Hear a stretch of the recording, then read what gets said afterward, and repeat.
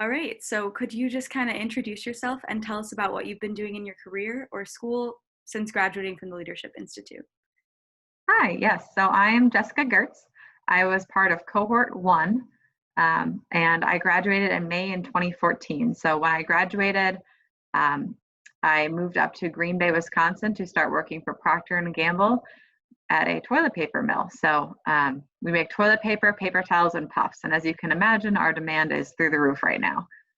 So we're working very hard to get those cases out the door. Yes. Well, thank you. And then what are some of the bigger obstacles that you experienced when you went from college into the workforce? I think there's a couple different aspects of your life that are changed dramatically. One that I think I wasn't expecting how big of a change it would be is really just losing that social network. And I moved away to school from high school to college, didn't know anyone when I got to Miami, and I moved around for some internships. But it's definitely different to be in a place permanent full time where I didn't really have any friends going up here and rebuilding that social network.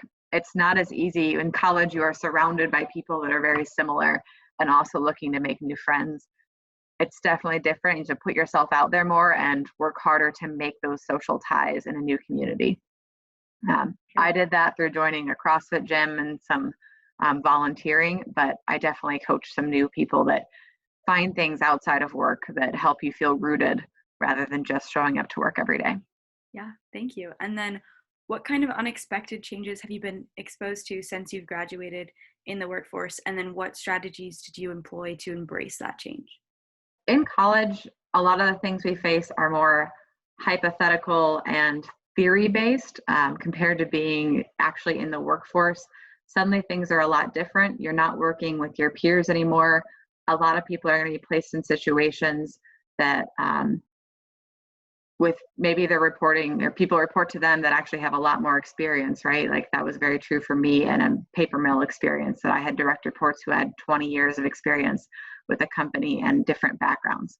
And I think finding ways to kind of merge that together and navigate changes and understand the implications of the choices you're making are really important. Been placed in some situations where you had to make big choices quickly.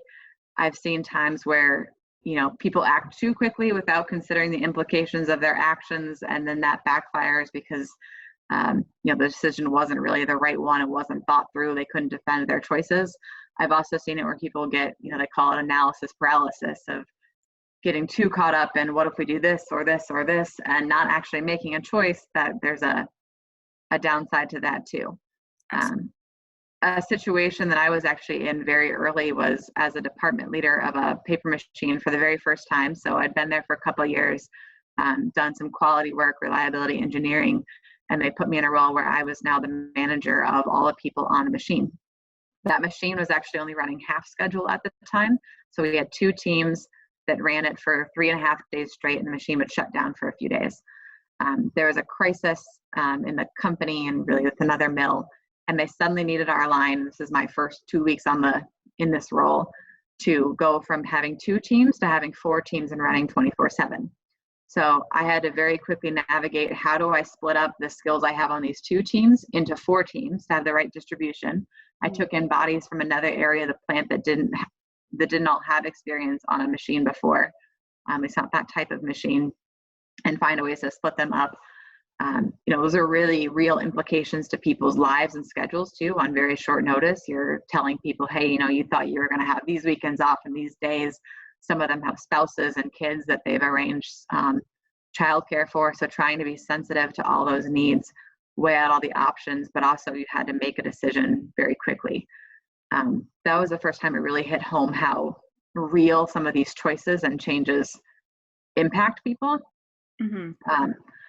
I navigated one of the big things I do obviously is try to put myself in their shoes, right? And try to make people sure they understand.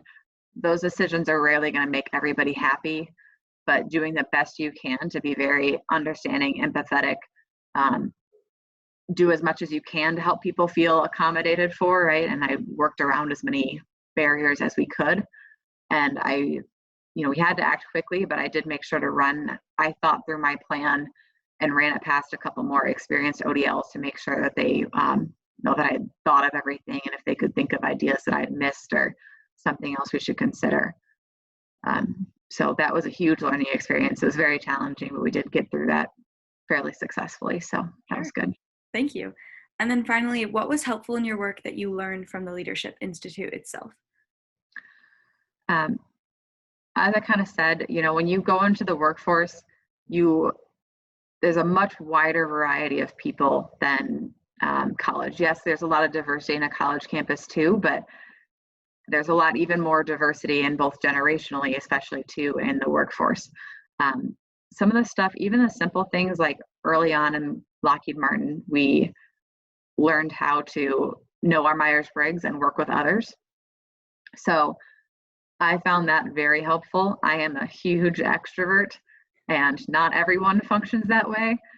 Being able to both understand, right? I can usually, even if the other person may not know they're an introvert, or all the different other ways that thinking, sensing, feeling, I can usually start to pick up on some of those things and try to be more sensitive. Sometimes I try to just make myself quiet down, right? Allow that quiet, empty space for people to think and process without all of my words.